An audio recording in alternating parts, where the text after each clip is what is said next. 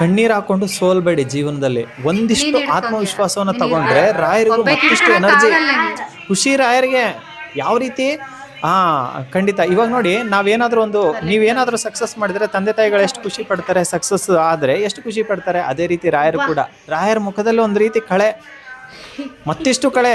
ಈಗಲೇ ಅವ್ರ ಮುಖ ನೋಡಿದ್ರೇನೆ ಎಷ್ಟೋ ನೋವನ್ನ ಮರಿತೀವಿ. ಮತ್ತಿಷ್ಟು ಅವ್ರಿಗೆ ನನ್ನ ಮಗು ನಗ್ತಾ ಇದೆ, ಖಂಡಿತ ಒಳ್ಳೇದು ಮಾಡ್ಬೇಕು ಮಾಡ್ತಾರೆ. ಅವರು ಖಂಡಿತ ಒಳ್ಳೇದು ಮಾಡ್ತಾರೆ. ಆದರೆ ಕೆಲವು ಸಮಯ ಸಂದರ್ಭ ಅಂತ ಇರುತ್ತಲ್ಲ, ಯಾವಾಗ ಬೇಕು ಅವಾಗ ನಾವು ಕಣ್ಣೀರು ಹಾಕಿದ್ರೆ ನಮಗಾಗುವಂಥ ಒಳ್ಳೆ ಕೆಲಸಗಳು ಕೂಡ ನಿಂತೋಗ್ಬಿಡುತ್ತೆ ಅಂತ ನಂಬೋದು ನಾನು.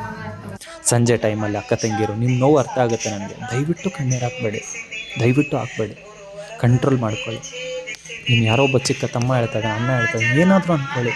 ಯಾರೊಬ್ಬನು ಯೂಟ್ಯೂಬಲ್ಲಿ ಬಂದು ಮಾತಾಡ್ತಿದ್ದಾನೆ ಅಂತ ಅಂದ್ಕೊಂಡ್ರೂ ಪರವಾಗಿಲ್ಲ, ದಯವಿಟ್ಟು ಕಣ್ಣೀರನ್ನ ನಿಲ್ಲಿಸಿ. ನಿಮ್ಗೆ ಒಳ್ಳೇದಾಗುತ್ತೆ. ಒಳ್ಳೆ ಮನಸ್ಸಿದ್ದವ್ರಿಗೆ ಒಳ್ಳೇದಾಗಲೇಬೇಕು, ಆಗುತ್ತೆ. ಕಷ್ಟ ಬರುತ್ತೆ, ಇಲ್ಲ ಅಂತ ಹೇಳ್ತಾ ಇಲ್ಲ. ನಾನು ಕೂಡ ಕಷ್ಟದಿಂದ ಬಂದಿರೋದಕ್ಕೆ